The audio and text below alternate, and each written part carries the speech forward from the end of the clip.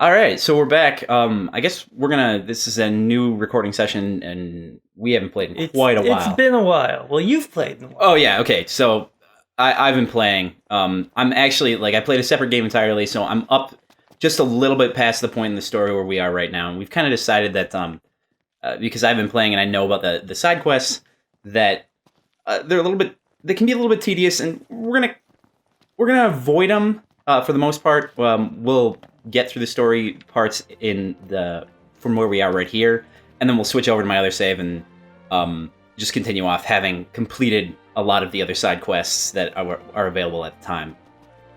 It seems like the side quests have not really improved as the game has gone on somewhat further. It kind of seems like it's still the same. Kill this animal, go to this place, pick up this item, and then there's a wrench in your system. Oh, you've got to kill this guy, even though you were gonna pick up this thing. Or right. I'm sure there might be a little bit of change up later, because they might do that. Just right. And then you get kind of generic cash or rewards. Yeah. Item rewards. So it seems. I mean, they seem like very filler quests. Oh yeah. They definitely a lot of them are, but they do take so much time, so much time. Yeah, I mean that's the nature of an open world game. I guess. I mean, I've clocked in twice as many hours, and I'm at the same point, so it's pretty intense. Right. Let's see here. I mean, you don't even want that quest highlighted. You want the story quest, right? No, yeah, that's the one. I want to get to the car first, and then kind of see where we can go from there. Well, get to the car and then just quick travel to Lestallum. Sure. Or at least in that area. Yeah, like I was saying, there's quite a bit of quests that I've done. Picked up a lot of the dog tags, picked up a lot of stuff on the ground. I mean, of course, I'm totally cheating because I have the guide, but as we're playing, normally we're going to play without the guide. In general, unless it gets to be kind of a slaw, we have to if it gets to be too much trouble, we'll actually switch over to try and maybe for some tips to figure out what we're supposed to do. But sure, as far as I can tell, the story seems to be pretty straightforward. Is that where the car is? Yeah. How far away are you? Oh God, you left the car at the why? I don't think I did that. Why did we leave the car there? I don't know. Maybe we moved the car. Did we? Just, what? I'm not gonna. I don't want to. It's gonna be really hard. It's gonna be hard to get up there because it's not a straight path. It's like a. It's all the rocky. Yeah. Stuff. It's like, ugh. Yeah. So, I'm not gonna say too much about the story, because we don't have very much to go until we get to that part. So we'll just fast travel to the place, and then I can talk. Then I won't be able to talk about the story because I won't know anything about it. Right, because you just did this quest. Yeah, I did this. Got to the end of that, and there's just a tiny little bit after that. That's all basically talking to people. Yeah, let me see if there's a spot that's actually closer. I mean, because otherwise we'll have to. Yeah, but I mean, whatever. Oh crap! Whatever. What time is it? Isn't it almost? Okay, so what I'm going to do is, I think I'm going to go back to Lestallum, depending on where we are with crap experience. I'll go back to Lestallum, I'll camp for the night, and then we'll... head out in the morning? Yeah. Yeah, pretty much. Sure. I think another thing, too, is because since we've recorded last, they had the Chocobo Moogle... Carnival come DLC, out, yeah, and then I played that, and I also picked up the DLC so that we could do that stuff too. So we might take some time at some point, maybe not in this session, but in the next session, to actually do that particular part and do some of the extra stuff, so you guys can see it. Yeah, we'll see. In any case, we're gonna try to collect those items. So, let's auto back to Lestallum, and we'll spend the night, and then go from there. We'll take the car up for a drive next day. All right, Lestallum, fast travel. And also, since we played last, there was kind of an announcement that they were planning DLC for the entire, like to replace an entire later chapter of the game. Which is great to know now because we're nowhere near that. Yeah, so we'll see if we can get there before that patch comes out. Given our current rate of travel, I highly doubt it. Yeah, well, but I mean, who knows when it'll drop? Yeah, that's true, and I could turn off updating. Yeah, because I mean it is kind of, I've tried to kind of not be spoiled about what's coming up, but I have heard that kind of it seems like it's bad and weird, but it also seems like it might be bad and weird in a more interesting way than what the replacement would be, which would be just kind of like... Are they just chopping it out? Like what? I think... I mean, I don't think they've made announcements specifically, but they have said, we might be replacing this with something that's not what it is. Yeah, well, I mean, I don't know much about it. I assume... Because I've heard something about a lot of forced stealth. Yeah. Okay. Apparently, like... the entire chapter is just kind of like you don't have your weapons and you have to just walk around being in stealth mode. That sucks. Sneaking. But I feel like that's does probably more interesting. Like it seems like a weird thing in a game full of kind of questionable design decisions. Yeah. Because I mean, this game took 10 years to make. Oh God, yes. And there's always kind of, in your heart, there's always kind of this desire, like, oh, maybe the developers are really pushing back against the publishers, maybe they really want to make sure and take the time to do the game really well, and so it'll be really fleshed out and nice, and like, no, that's not really what's going to happen. What happened is, it was in development for 10 years, because for 10 years, they just did not have the game in a state that they could sell it as a finished product. Yeah. And then... when they brought on the new director, whose name escapes me right now, but who, like, previously he was put on the Third Birthday, right? Yes, the Third Birthday, the Parasite Eve reboot, which was a similar kind of incredibly long development mess, where it was like originally it was going to like this episodic game for the phone, and then they were like, this is a mess, you need to get it in some kind of shape, and so they like cut out the entire middle third of the game and just like took all of the episodes they had planned and just smashed them together, and that's the game. It's like I mean, I don't know, it reminds me of a lot of the games that I like that they took out a lot of stuff. Yeah, from. I mean, it's like Xenogears. Xenogears is kind of the classic example when they had its budget entirely eaten by Final Fantasy VIII. Yeah, and they're like, instead of making a second disc, let's just basically have someone tell you the notes of what would have happened if we had been able to do this. Yeah, I'm sad we don't get to keep all of our pictures, but at the same time, I mean that's a good picture, but switching over, I mean I have an entirely different set, so it doesn't really matter. And so they brought the director or the producer. I should have written this down, but they brought on basically the guy whose job was to kind of get the mangled remnants of the Third Birthday into any kind of saleable shape. Yeah, something that's salvageable. Yes, and then I definitely think they did that for this too. Like.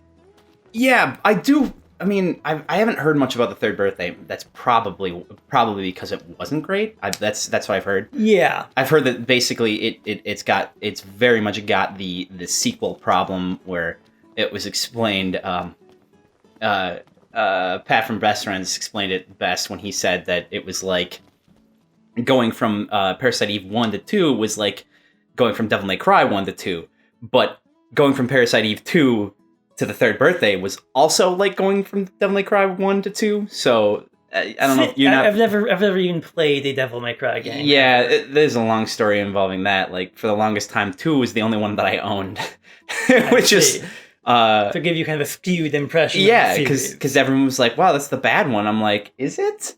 Oh, because it had just come out, and yeah, I mean. The Third Birthday has some very interesting design ideas, but they do not really make it through the game. They don't really pan out? Yes. fair enough. And the game is kind of this incoherent mishmash. Well, I mean, because as far as I understand, like the big thing is that the first game was a prototype for the system that Vagrant Story has. Yes. So it was basically the same combat system. Yeah, it was it was an action game that had a turn-based attack system. So you'd move around the map and you'd attack enemies with once you're about to attack, it would open up a grid that would come out and you'd be able to see what was in range and you could hit different body parts or whatever. But Parasite Eve is a simple, dumbed down version of that with guns, and it's based in New York City. It's a bit convoluted, but I hear that it kind of had thematic elements of survival horror, but it was much more based in an RPG. Whereas when they went to the second one, that was much more of like a Resident Evil. Yeah, it was a response in a lot of ways to Resident Evil. Yeah, and that changed it quite a bit. Also, because I'm, Pat from Best Friends has also said that he had been wrong about his comparison somewhat because he hadn't played it as much or something like that, or he hadn't played it at all. Other people have said that it's not as bad as he made it out to look. Right. I mean, because the thing is, like, when it came out, there was a lot. I mean, when it came out, like, RPGs were scarce and still, like, that was kind of before gaming had hit the mainstream in the way it has now. And so there was a lot of response of like, oh, this isn't an RPG, I hate it. Because there was a big block of people who were like, yes, we are the educated, intellectual gamers who play only RPGs, Yeah. And so, like, action game, this is an action game now. How dare you? Yeah. What should we take pictures of? Doesn't matter. Who cares? Listen, Prompto. Look, we're trying to get stuff done right now. I guess you have a point. And so the thing is that, like, Final Fantasy 15 went through that same process of just kind of like, you developers have spent 10 years taking photographs of food, and this game is incoherent. The food looks great, though. It does look very great. It looks fantastic. But that's the thing, is that, like, it's problematic when you're trying to lose weight. The food is just like, it has this photogrammatic techniques. Like, the developer team actually went out on camping trips and cooked all of the food with cooking tools. Like, everything. Really? Yes, everything you can make in the game, the development team actually cooked with cooking, like camping supplies. Wow. And so it's kind of like, this is what your development time was going towards. I mean, that's super realistic. I feel like I really hope that they made a bunch of notes and then made them super open source so that anyone else can see that this is the stuff that you can make. They did actually release like a technical paper on how they did the food details. Oh. Not like the food recipes, but like the rendering techniques for the food. Also, I gotta fix the mic. I had to do some adjustments on it. Technical difficulties. And we're back, I guess. Technical difficulties card removed. Well, we won't worry about that part. Sure. We'll say we were still here the whole time. I'm probably not even gonna cut that out. Okay. I don't care that much. And then I guess the thing is, like, it really still, like, okay, I guess you have to walk. Oh, we have to jump down. No. You want to jump down to the left side. Yeah. Okay. Not that I know or anything. Not that I've done this before. To be fair, I did it in the middle of the night, so it was really dark. Sure. And so anyways, the thing is, like, they spent all of that development effort going towards kind of, getting photorealistic rocks, getting photorealistic models, getting photorealistic food, and then it's like, that's nice, but this game is not playable in its current state. This game is not in any way finished. And so presumably a lot of the final bit of development was like, that guy... Huh? It really doesn't matter now that I'm thinking about it. Was politely yelling at people to, like, get everything together and get this game into any kind of shape. Politely yelling. Which then makes it very interesting to me that it's like, oh, and then we're making our first DLC, and it's this weird, like, out-of-game, teleporty thing to a one-off festival. Yeah. I don't know. I think I think I was going to talk to you about this earlier, but I think really because they also what they added in a recent update was the ability for Noctis to take his own photos. Right. And I think that was almost entirely made for that particular thing, because that's what a lot of the quests in that DLC encompass. That's what what you have to do for them. You have to take pictures of a thing, or take pictures of another thing, etc., etc. So I feel like it was more for an introduction in how to use that system than anything. Sure. Also, it does make it a lot easier to get certain materials that you would have trouble otherwise to get, which is pretty cool. I don't think I've heard this battle music. And you're dead.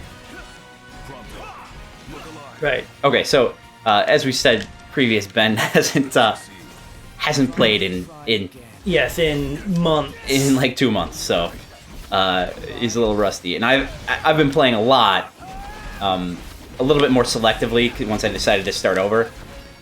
But I can only play for a few hours per week, really. What with editing and all that. Right. But also other projects that I've been undertaking, particular other stuff. And if he's singularly horrible at it, which Entirely possible. is entirely possible, then I'll probably just take over and Yeah. for a little bit. And I mean, I was like, "Oh, you should play because you've been playing," but then you handed me the controller. I and did. Now there's I did no do that. option but watch me, hit people. just fumble your way through. Yep. And so it's kind of like, it's kind of weird seeing what they decided to add in terms of DLC. Yeah. But it's also And like, to be fair, the first DLC pack is the holiday pack, and Sure. that Carnival is actually apparently part of that. okay, So, like, I think you have to have you have to either have the free holiday pack or the holiday pack plus to actually get into that. And like I said, I mean, the holiday pack, you can get the plus one and still have a lot of the same benefits. You just don't get like the costumes and stuff. And I have to go in to this dungeon with less than half life. You should use an item. definitely do not remember the controls precisely. But Oh. yeah, I'm going to Okay. hand the controller back. Oh no! What's what? Well, that's not all bad. It's not all great. I could taste test for you. Cool. I And, mean, and so, like, I don't know, I guess it's because, like, oh yeah, you'll note, it is raining now. Something people told me, but I didn't notice myself. But it's raining now. yep. Noctis' hair has gone flat. Yes. Because that's the thing that happens. And there's also an accessory that you can buy Yep. that The hair gel. that prevents that. Which is the most ridiculous thing. And it's, I get kind of the sense that the development team were very focused on that kind of little detail. They're really, Which is great in a certain extent. which is nice, except this is a game that doesn't have a first act or like an intro. And so it's kind of like maybe in What do you- terms of development priorities, some other things might have been better than putting in like special models for when it's raining. Yeah. What do you mean? What do you mean they don't have a first act? I mean, like, the game doesn't really coherently give you an introduction to the game or the world or anything. It's just like, here you are, that's it. Oh, that's right. Because it really does thrust you right into Yeah, it. like, into the weird. it does not, like, it does not really establish Insomnia or Niflheim or Tenebrae or any of these places as settings. It does not really establish introductions for any of the characters. It just kind of drops you in there. And that can be, like, I think I talked about this earlier when, like, way back in, much earlier episode. But, like, that can be really nice if then the game goes on to establish them Yeah. during the game. Which But I think it tries to do to a certain extent. I mean, it does have that. It does have that feeling. Like it tries to insert little sound clips and stuff when you're driving around, little radio things. Yeah, I mean, there is a certain amount of world building, but there is a but whole there's lot. not a lot of it. Yeah, and there's a lot of kind of I don't know if they were doing it on purpose or not, but it almost feels like they're going for kind of a you really have to pick at it to actually pick up a lot of the world. Sure, but I mean, I feel like Final Fantasy IX did that because there was like a huge amount of kind of backstory was only in like plaques and monuments and like looking at things in the world Checks out. that you would not get in actually just playing the game. Double back for our Fair enough. What's But the it- point? So far, that really hasn't like. There's been little things you can look at in this game, just not looking on the bright side. a lot of them. Maybe the Yeah. cold keeps the Like, demons at bay. like no. So far, no one has actually explained what the Disc of Kothis is, Yeah, or what all of the, or what the meteor is. I mean, I assume it's a meteor. Well, yeah, but I mean, like, what's the context of the meteor? Like, when did it hit? Yeah. When did they start harnessing it for power? Ha! Okay, and so I know there's stuff up there. I really don't want to get it. I got it in the other game. Let's not worry about it right now. Those are things you need to cast magic on, right? Yeah, but it really slot. doesn't help a lot Sure. because it's weak against like either non-elemental or like Dark. or something. It's Huh. it's whatever the like weird third element is. But and yeah, it's or lights or Holy. whatever. Holy, I would Also assume. out. Probably shouldn't not pay attention. But yeah, it's kind of fine as long as you're using a magic weapon, which is Which, flame tongue. sure. And I'm really not going to go get anything else because it's kind of tedious to do in this area. Yeah. I don't know. You think I should? Probably doesn't matter a whole lot, especially if we're going to be skipping forward in ways. Yeah. Um, Well, it might make a difference at later times.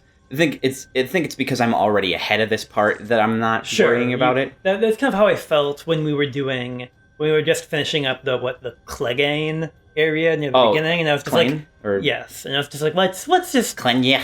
get to a new area Shit. so we can start doing new things. Oh, okay, good.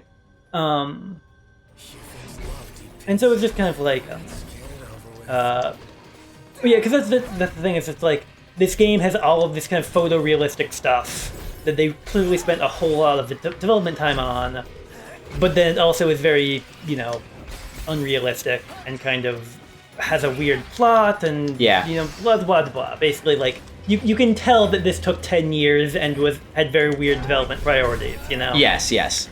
I mean, and it's understandable, but I really do think, like, especially considering what they were trying to go for with the game, it did come out reasonably well, Sure. given the circumstances. I mean, I guess this is a thing I mentioned in another episode earlier, but just kind of like the realism of certain aspects combined with the kind of bizarre gamey nature of other aspects, I find really off-putting in a lot of games. Yeah. Like, And so, like for this, like earlier, I was kind of while we were recording, but before we were actually set up, like I was jumping around on those like stepped cliffs near like the meteor site. yeah. And like you hit the ground and you roll and you clip directly through them, and so Oh. it's like half of your model is beneath the ground, and it's like this is a game where you put all of this effort into this photorealism stuff, but fundamentally your collision box is still just like a castle or a sphere, and so it's like Yeah. It's like, when it comes to the larger world stuff, though, I find that it's, like, especially because they were going for a game that's much bigger on the whole than any other game that they've made, to my knowledge. I wouldn't necessarily agree with that. I mean, in terms of like a walkable area size, I do not think this is the biggest. You Really? know? Yeah. What other one? I mean, like any of the other games have in areas and in dungeons and just kind of like in the world, not necessarily like the world map, but just like there's more. I would say there's just as much walkable area. It's just not all in a big blob in the way that this is as an open world game. Okay, I don't know if I agree, but you might be right.